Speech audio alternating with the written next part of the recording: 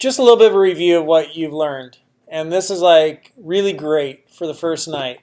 But declaring a variable, right?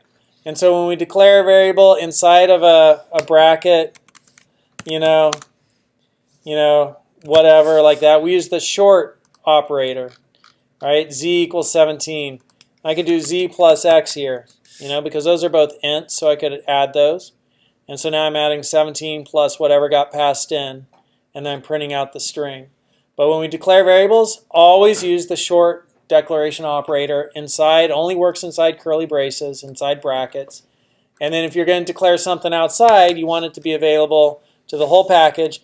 Var, identifier, whatever you want to call it, some name, and type, right, which would be like an int. So that's declaring it. That sets it to its 0 value. So just, right, could be something that's an empty data structure, or it can be something which is, that would be 0, or this would be empty string. And I could also assign it to something just with equals, this is some text, right? And so that's how we declare outside of a function. And then we saw how to create a function, and create a function that takes one argument, it's declared with one parameter or two parameters, and then how to call that function.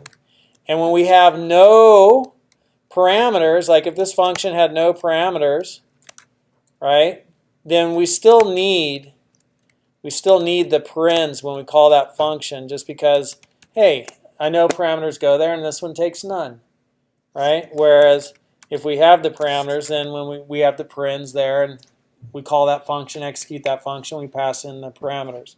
So that's what we've learned, and that's great. And if we look at our Go by Example website, okay, this Go by Example website, you can look at the variables, and it covers, Got excited?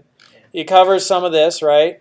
But this gets a little bit confusing here because he's doing these inside. Don't do it like this inside your functions 99% of the time. Use it the way I just taught you, right? But here's the short one, right? So, okay, cool. And this is a website I go to just to remind myself, hey, how do I do something?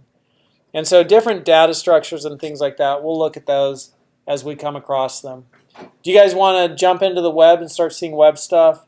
Or, because you have enough with, I can see how things are declared, I see how functions work, or do you want to like see data structures? I think web stuff, right? All right, let's do web stuff and start looking at web stuff. I'm feeling that, so we'll do that in the next video.